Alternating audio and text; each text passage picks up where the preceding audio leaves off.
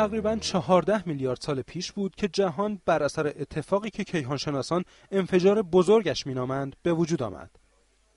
حالا و با استفاده از برخورد دهنده بزرگ هادرون میتوان فهمید که جهان در آغازین لحظات پس از خلقت چه شکلی بوده. در اینجا میتوان تصویری از برخورد ریزترین و در عین حال سنگین‌ترین ذرات بنیادین تشکیل دهنده ماده را مشاهده کرد. برخوردهایی که هر یک میتوانند نمونه کوچکی از انفجار بزرگ باشند. این زمانی است که دانشمندان نتایج اولیه این برخورد را مشاهده کردند. این به معنی آغاز عصر جدیدیه. هرگز در شرایط آزمایشگاهی این میزان انرژی آزاد نشده بوده و هیچ آزمایشگاهی به چنین دمای زیادی نرسیده بوده. ما امیدواریم که نتایج و اطلاعات فوق‌العاده جالبی درباره چگونگی جهان درست بلافاصله پس از خلقتش به دست بیاریم.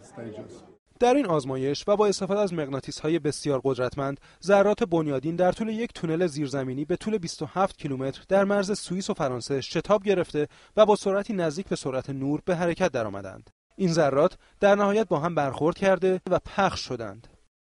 این تجربه علمی در مرکز تحقیقاتی سرن و با استفاده از آشکارسازی ویژه که به اختصار آلیس خوانده می‌شود انجام شد. دمای حاصل از برخورد ذرات در حدود 10 تریلیون درجه سانتیگراد، یعنی 1 میلیون بار داغ‌تر از هسته خورشید بود.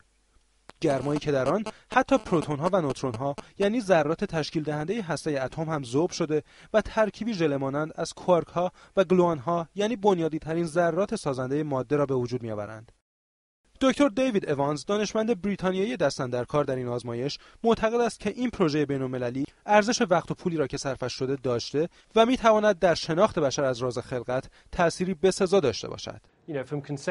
20 سال طول کشید تا این ایده عملی بشه. حالا باید این آزمایش بی‌وقفه ادامه پیدا کنه. ما به 10 میلیارد برخورد نیاز داریم تا بتونیم نتایج حاصله رو تجزیه و تحلیل کنیم و بفهمیم واقعاً چه خبره. این کار به زمان زیادی نیاز داره.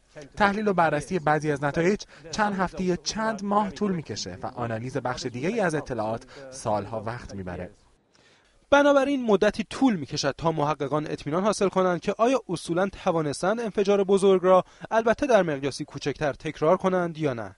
اگر جواب مثبت باشد، روزنه‌های تازه‌ای به روی بشر گشوده خواهد شد و دانشمندان خواهند توانست بخشی کوچک از اولین لحظات خلقت را با جزئیاتی بیشتر از همیشه مطالعه و بررسی کنند. کامبیز کراماتی، BBC.